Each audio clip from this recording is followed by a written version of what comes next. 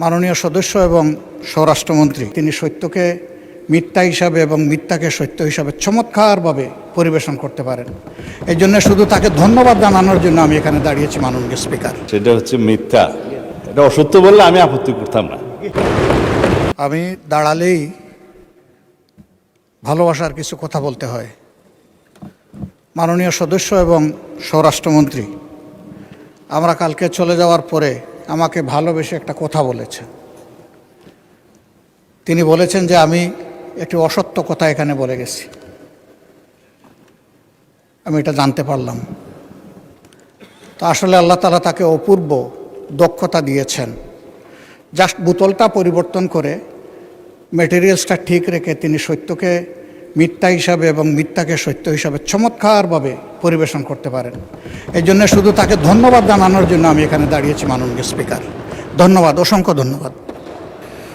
মাননীয় বিরোধী দলের নেতা, আপনি পয়েন্ট অফ অর্ডারে নিশ্চয়ই এই বক্তব্য রেখেছেন। পয়েন্ট অফ অর্ডার চলমান বিষয়ের উপরে, এটা তো গতকালকের বিষয়, গতকালকেই শেষ হয়ে গিয়েছে, সুতরাং এটা এখন আর নতুন করে তোলার কোনো প্রয়োজন নেই। মাননীয় মন্ত্রী উত্তর দেওয়ার প্রয়োজন নাই। উনি যদি হাউসে থেকে বলতেন তাহলে নিশ্চয়ই আপনাকে রাইট অফ রিপ্লাই দিতাম।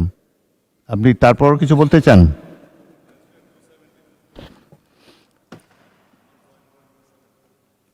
শোনা যাচ্ছে না তো, মাইক অন করুন। মানে স্পিকার, আপনাকে ধন্যবাদ। এই মুহূর্তে মাননীয় বিরোধী দলীয় নেতা দুইটা অসংসদীয় শব্দ ব্যবহার করেছেন। সেটা হচ্ছে মিথ্যা। এটা অসত্য বললে আমি আপত্তি করতাম না। এই যে আমি কালকে মিথ্যা বলেছি বয়ান, তো এইটা মিথ্যা শব্দটা অসংসদীয় হিসেবে এটা এক্সপান্স করার জন্য আমি অনুরোধ জানাই। দ্বিতীয় কথা হচ্ছে, ওনার কালকের বক্তব্যের প্রেক্ষিতে আমি বলেছিলাম মাননীয় বিরোধী দলীয় নেতা এখানে একটা অসত্য বক্তব্য উত্থাপন করেছেন।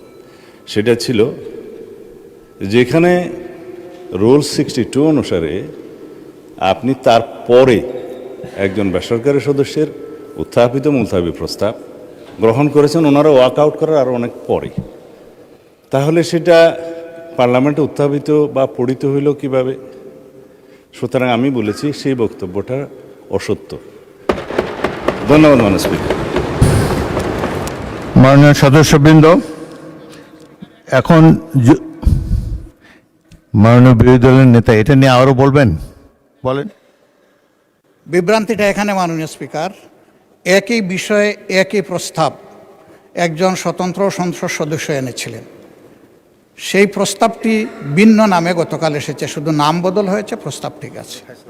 আমি তো আগেরটা জানতাম বলেই বলেছি, এখানে আমি কোনো ভুল তথ্য দেইনি। ধন্যবাদ মাননীয় স্পিকার।